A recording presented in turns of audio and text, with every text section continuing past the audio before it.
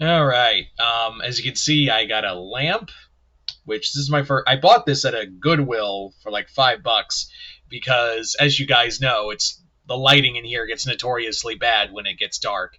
So I decided it was high time to get a lamp, and we'll see how this works. So far, like it's still. It's like maybe I just need to put it somewhere else, but right now I think it's good. I think it's nice to have like some kind of lamp here in the in this area. But yeah, enough about lamps. Let's actually talk about what the comic itself. And that comic is Miles Morales Spider-Man Volume 5 Blood Hunt. Like I said, and this is another book from my friend and my brother, Chris. Well, thank you once again, bro. And yeah, so like I've been saying, not only have I been reading Chris has been sending me the Miles Morales Spider-Man books, but also every time I'm going to be reading the Marvel books for a little bit, it's going to be the Blood Hunt tie-ins. Even though technically this and Doctor Strange and even Avengers weren't really considered tie-ins, it was more just part of those story arcs. So yeah. So for every time you see a Marvel book for a little bit, it's just going to be me getting through the Blood Hunt books. For those. I don't know why I just put my fist up. I don't know.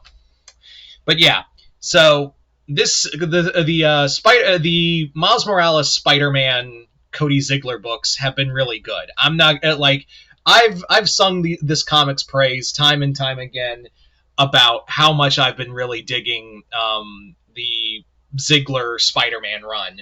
It's been fascinating. It's been like actual character growth, and like I said, the one of the things I found fascinating that I've learned recently is that this series is actually not under this and Ultimate Spider-Man are the two Spider-Man titles that are not under the Spider-Man editorial, so they're safe from Nick Lowe and everyone else in Spider-Man editorial. So I always thought that was kind of cool. And what do you know? Miles Morales Spider-Man and Ultimate Spider-Man are the two best Spider-Man titles? Who would have fucking thought? Right? Anyway, so this let's dive into this storyline. So it's technically two storylines. The Blood Hunt the Blood Hunt tie-in really is only like 2 issues, 2.5 tops. But it does deal with the fallout of it. If you guys remember in Blood Hunt, what had happened was Blade got possessed by the first vampire, Varney. He turned Miles, and Miles became an agent of his for a hot minute. This deals with the fallout of that, of him getting his senses back while still in the events of Blood Hunt. He teams up with Hightail, the speedster, one of the new characters. He also teams up with Bloodline, Blade's daughter, as well as Dracula, in order to stop a villain that had appeared in a previous storyline of Bad Blood, I believe, and that was a vampire named Rainier. And Rainier was a vampire lord that they had encountered beforehand, and it was more of like, hey, this is set up for Blood Hunt and whatnot. So, yeah.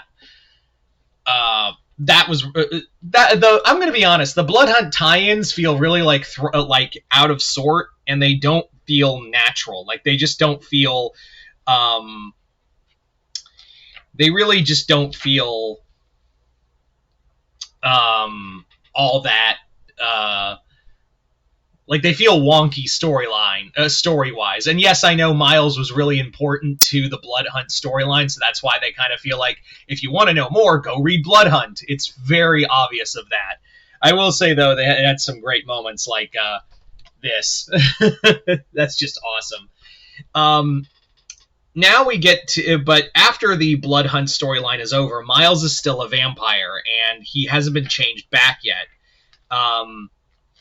And basically what it is that he is dealing with the bloodthirst. Even though Doctor Strange has kind of helped him a bit to get past the bloodthirst and the burn and the sunlight weakness, he's still like fighting through it. And apparently every time he uses his venom bursts, the more of his desire to feed grows, because that's like energy being taken out of him, so he needs to refuel. Apparently he has told his parents that he's a vampire now. We don't see that, and that kind of sucks. Like, we don't see any of like the other family elements or Shift, his cloned brother, in this storyline. which kind of sucks because I kind of feel like that's Miles is a vampire now and he kind of needs his family support. We only just get hearsay of it. That's just kind of weak. I found that a little odd. But this is more about him and Tiana finds out he's a vampire, and they're kind of having a bit of a tiff. But to make matters worse, while Miles is trying to control that vampirism, Tiana's grandfather, the Vulture, has returned and is basically like, "Hey, I want to be part of your life. You're a Toomes like me, and it's all Spider-Man's fault that you don't want to be around me." Typical toxic parent behavior, family member behavior, where I'm not the problem, someone else was the problem. Yeah. So I think the second half of this comic's a little stronger. Like I said, the Blood Hunt tie-ins the Blood Hunt tie-in itself is pretty awful, is pretty just kind of wonky. But the second half, in dealing with Tiana, like trying to deal with her grandfather, as well as Miles trying to deal with the vampirism, is really cool. And we get a new costume on top of that. Which I like. I like usually when they try to do when they try to give Miles a new Spider-Man costume, it really sucks. Like, remember that one where it was like a hoodie that covered his mouth, and it was just sneakers and sweatpants. That costume was awful. Here, it's the costume's actually kind of solid. Like, this is the first time I've seen a decent alternate Miles Morales costume. Because, like I said, there haven't really been a lot of good ones. We also get to see, he gets this it's a vibranium costume because it's from Black Panther, who also was dealing with being turned into a vampire during the event, and he's trying to help Miles now. Yeah. So the other thing, and this is kind of like, people are now starting to say that maybe that Miles Morales is getting too overpowered because he's got the new vibranium suit. He's still a vampire. He's now, and there's other stuff that happens in the future stories. It does kind of give credence to what I said, when I did the review of Volume 4, is that it really felt like Ziegler was going to wrap up his run in what looked like that was the end of his run in Volume 4, but no one really wanted to do Miles, so he kept going. So yeah. Or he just really was like, hey, I could still continue, so now we're kind of going off the rails with it. I can't confirm that because I haven't read those volumes, so we'll just have to wait and see. But yeah. I also wanted to bring up another scene because it's a direct reference. Yeah, this is a direct reference to JoJo's Bizarre Adventure. I don't watch JoJo or read the manga, but I was like, that's a JoJo reference right there. Immediately I noticed that was a JoJo's Bizarre Adventure reference. So, yeah. I also like how, since this is not under the Spider-Man, it's under Spider-Man editorial, what I also really like about this comic is that no one's a fucking idiot. I have to give props that that no one here is just a fucking moron.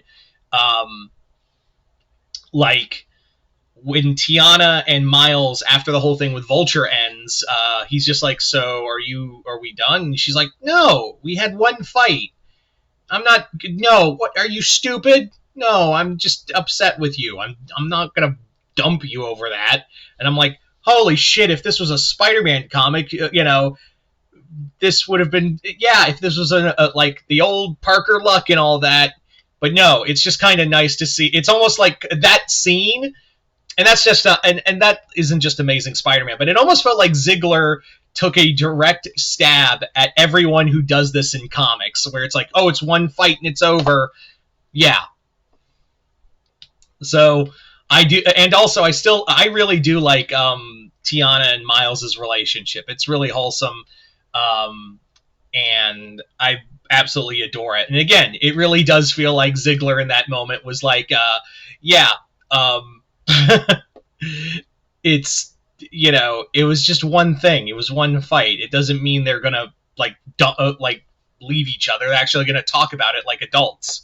So yeah, while I think this isn't the strongest volume in the series, there's still things I like, and I'm still curious about this because now we're going to Wakanda and meeting the gods now, and meeting the African gods now, namely, Bast and Anansi.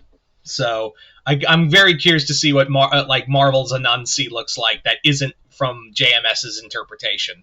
So yeah, while I still think this is probably the weakest of the series so far, doesn't mean it's bad, and I'm still curious. I'm still excited to see where we go with this in the future. So, Chris, thank you once again. I've been really loving the Miles Morales books. It's just nice to read good Spider-Man comics, let me just be honest. But yeah, you guys tell me in the comments below, what did you guys think of this volume of Miles Morales Spider-Man? Did you guys like it, hate it? Comment below, let me know. Other than that, hope you all enjoyed this. I'm Mr. Multiverse. I'll see you next time in the Multiverse.